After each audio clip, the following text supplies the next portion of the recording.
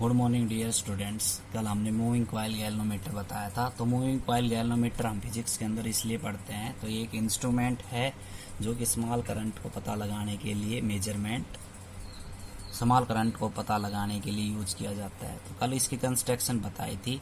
PQRS एक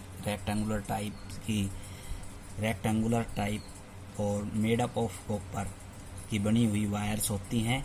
तो उनके एक हिस्से के अंदर हेयर स्प्रिंग लगी हुई है और हेयर स्प्रिंग जो है ये T2 टर्मिनल्स के साथ कनेक्ट है। दूसरी स्प्रिंग का एंड है वो टोरोजन हेड के साथ कनेक्ट है। जो टोरोजन हेड है उसकी जो स्ट्रिप है वो फॉस्फोरस ब्रोंज की बनी रहती है। बीच के अंदर एक मिरर लगा हुआ है जो नंबर ऑफ डिफ्लेक्शन को नोट करता है।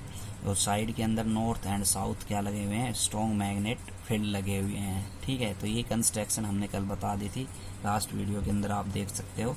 आज हम इसकी थ्योरी एंड वर्किंग पढ़ेंगे। तो L क्या मान ली हमने, length of PQ and RS1। P क्या ऊपर वाली लेंथ, ये L लेंथ मान ली, तो ये क्या हो जाएगी, B हो जाएगी breadth of PQ and RS। Current passing through the coil PQRS, I इसमें करंट बह रही है। ठीक है, तो L लेंथ है PQ और RS, ठीक, और ये QR और PS क्या है, ब्रीथ है।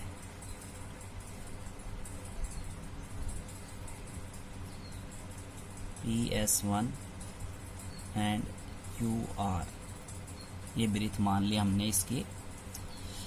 Alpha the angle normal draw on the plane of the coil makes with the direction of B। Alpha को एंगल मान लिया जो स्ट्रॉन्ग मैग्नेटिक वजह से मैग्नेटिक फील्ड बनाएगा, उसके साथ अल्फा एंगल बन रहा है। When current carrying coil place in a magnetic field it experience A torque. कोई भी एक रेक्टेंगुलर कॉइल को, हमने पिछला केस पढ़ा था कि किसी भी रेक्टेंगुलर कॉइल को मैग्नेटिक फील्ड में प्लेस करेंगे तो वो फोर्स के द्वारा टॉर्क प्रोड्यूस होता है। तो वो टॉर्क कितनी है, NIAB साइन अल्फा। ठीक है, तो यहाँ पे मैग्नेटिक फील्ड जो है वो फोर्स के साथ थीटा एंगल बना रहा है 90 डिग्री, क्योंकि फील्ड कैसी है, रेडियल फील्ड है। तो थीटा 90 रखेंगे तो साइन 90 का मान कितना हो जाएगा, 1 हो जाएगा। तो टॉर्क कितना आएगा, NIAB।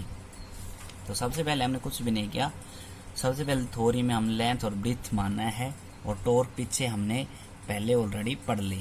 तो वैन करंट कैरिंग कॉइल को अगर मैग्नेटिक फील्ड में प्लेस करते हैं तो टॉर्क प्रोड्यूस होती है, torque NIAB sine alpha. Theta हमने 90 मान लिया क्योंकि रेडियल फील्ड है, और रेडियल फील्ड के अंदर दो रेडियल फील्ड होती हैं स्ट्रॉन्ग मैग्नेट से और रेक्टेंगुलर कॉइल से 90 डिग्री पर रहेगी, जिसकी वजह से थीटा क्या रहेगा, 90 डिग्री रहेगा।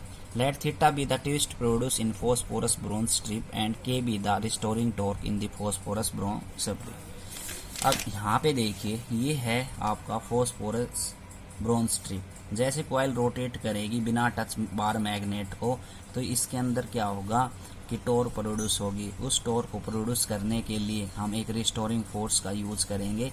तो वो रिस्टोरिंग फोर्स हमने सपोज किया है। तो जैसे ये ऐसे रोटेट करेगी तो इसके अंदर क्या एक ट्विस्ट पैदा होगा, और ट्विस्ट पैदा होगा तो उसको उसी पोजीशन पे लाने के लिए क्या करना पड़ेगा, रिस्टोरिंग फोर्स लगाना पड़ेगा।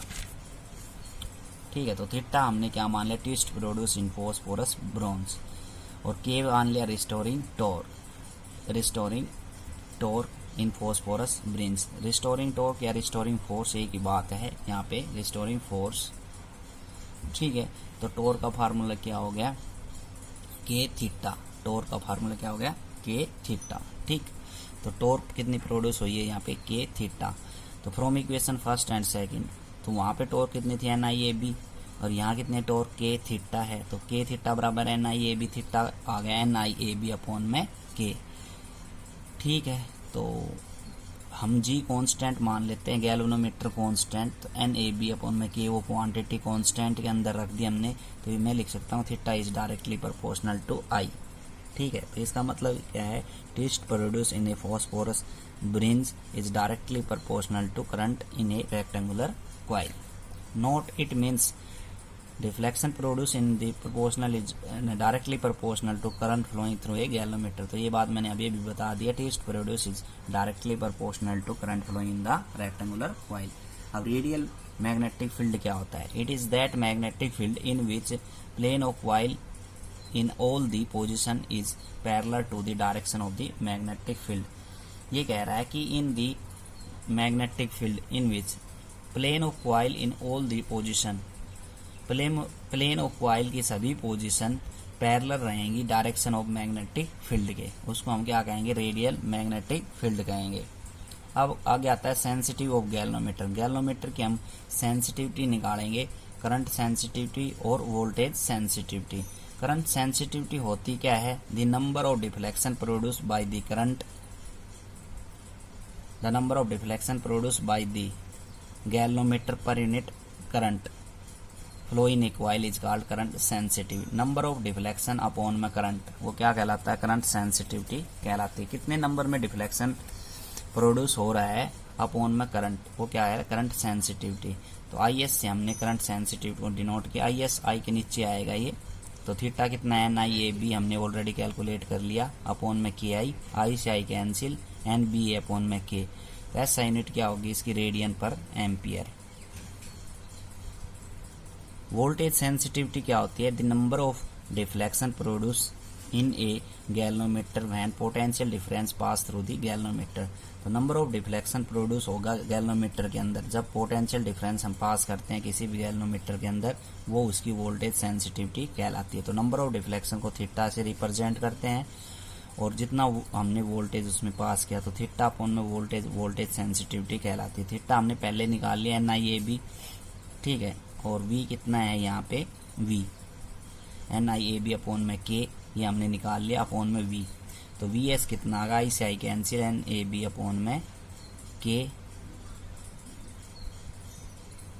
ठीक है, NAB अपॉन में K।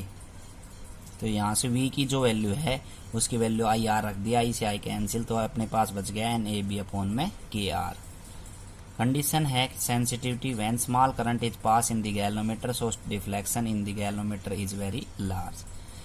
सेंसिटिविटी का मतलब ये है, वोल्टेज सेंसिटिविटी और करंट सेंसिटिविटी हम गैल्वेनोमीटर की क्यों निकालते हैं, क्योंकि अगर स्मॉल करंट भी पास हुआ गैल्वेनोमीटर के अंदर तो डिफ्लेक्शन बहुत ज़्यादा होगा, इसलिए गैल्वेनोमीटर की सहायता से हम स्मॉल करंट को गैल्वेनोमीटर के अंदर कैलकुलेट कर सकते हैं। तो आज के लिए इतना ही, कल आगे पढ़ाएंगे। Thank you.